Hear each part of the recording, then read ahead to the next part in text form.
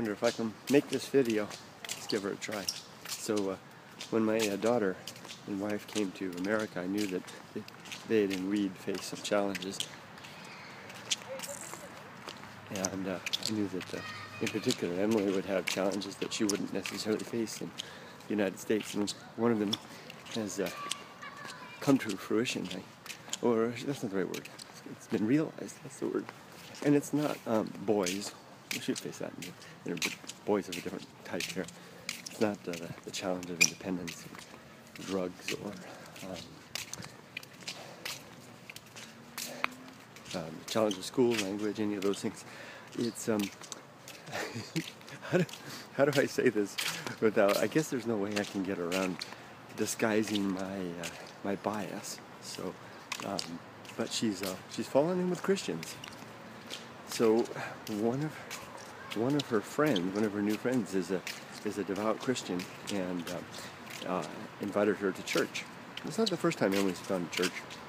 She went to my wife and I sent Emily to a Christian school in Japan because they had a great academic program. So we weren't too concerned about the Bible part of it, because the Bible's not taken too seriously. Christianity's not taken too seriously in Japan, and also because, I'll get to that in a moment. I want her to be exposed to it. I'm just like any parent. I'm afraid. It's like, your kid's first date, or their first day at school, or first time driving this car. You want them to go through that experience, but you're a little bit afraid for it as well. So a friend invited her to church, and she went, and guess what? She really liked it, and she's going to go again. So, and so you might be wondering how, you know me, I'm an atheist, and I'm not only that, I'm internally a rather strident one. Although externally I don't say it much, and I don't talk about it much on my channel. But internally I'm pretty strident, for lack of a better word. So I guess for me it would be like almost like the opposite. It would be like it would be the opposite. It would be like for a Christian father to suddenly learn that his daughter was associating with those unsavory atheists in some way. It's the exact same. It's in reverse. So, here's how I'm approaching this. I haven't been anything but encouraging. I haven't talked to her. Emily's very aware of her parents' positions.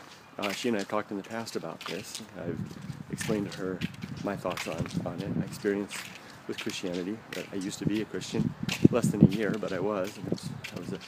And my experience with the whole becoming a Christian, the experience of being Christian and falling away, and the reasons I fell away.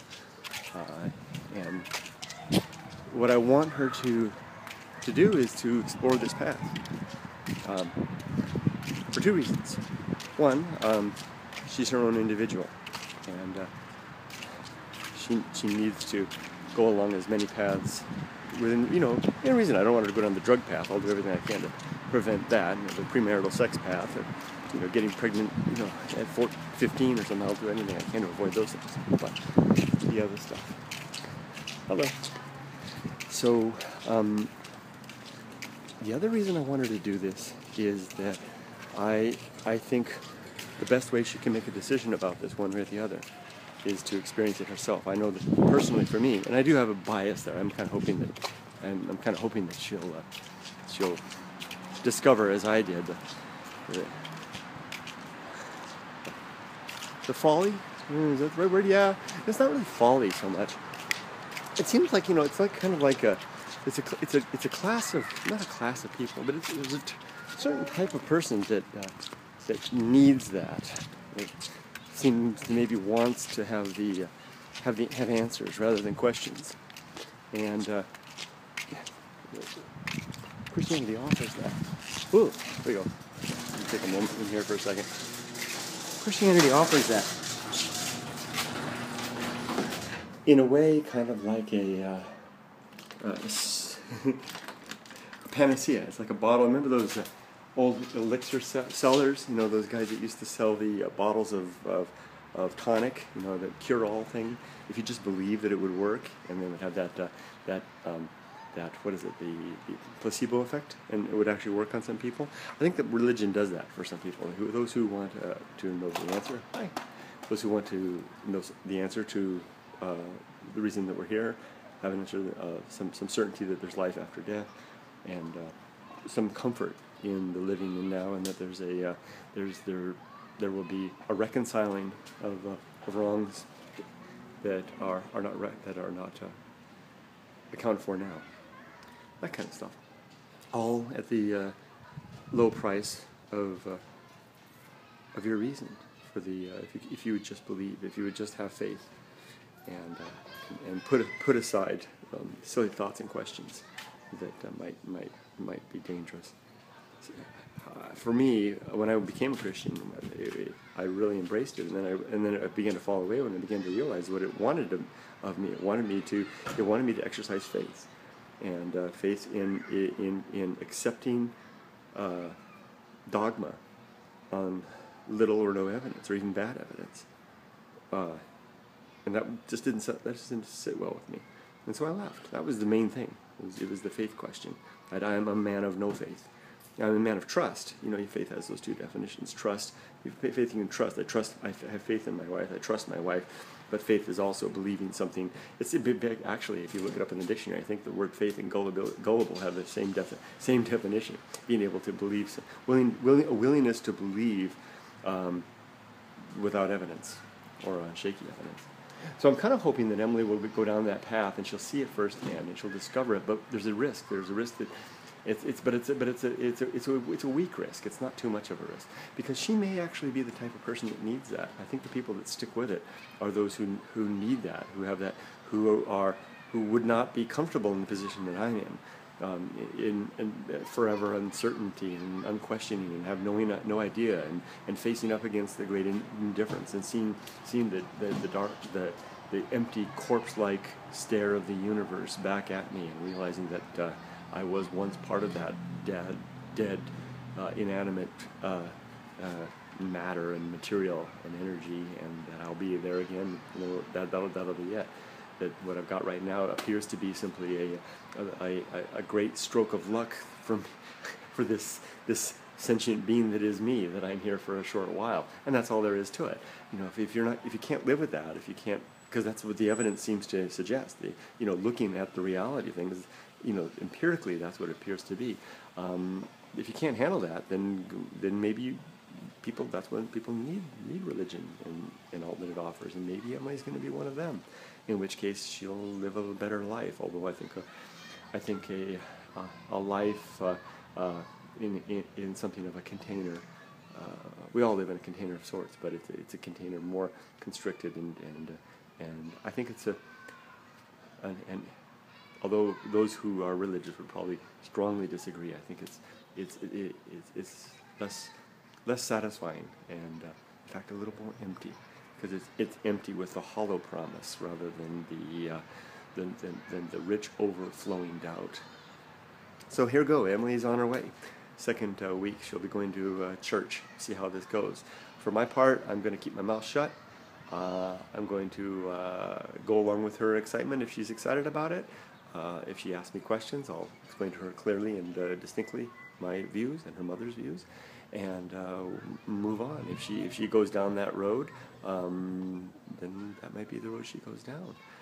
If she doesn't, then she will have had a brush with superstition, fear, and faith.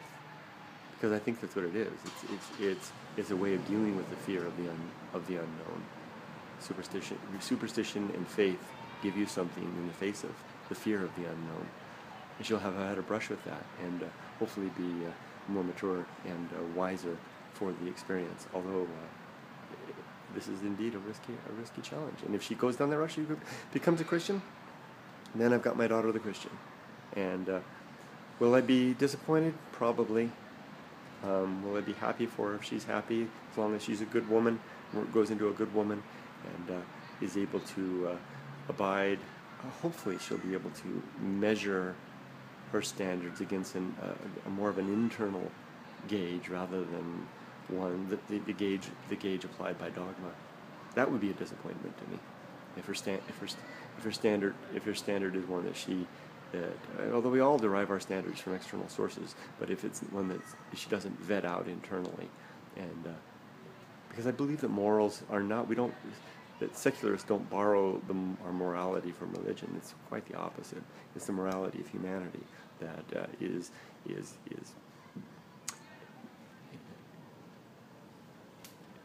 developed. Not developed. It's not even that. It's embellished and elaborated upon and made sacred through religion. When it really doesn't need to be, because it's ours. And but it's something sometimes we're wrong, and that's why we need to talk about it.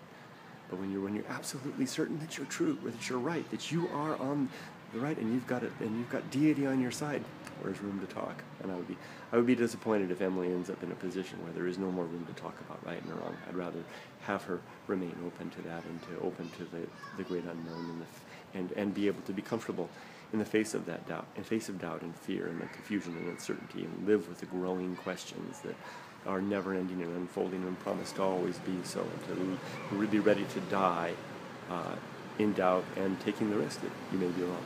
So there we go. One more challenge on its way. We'll see how these things work out. Take care, everybody. Bye-bye.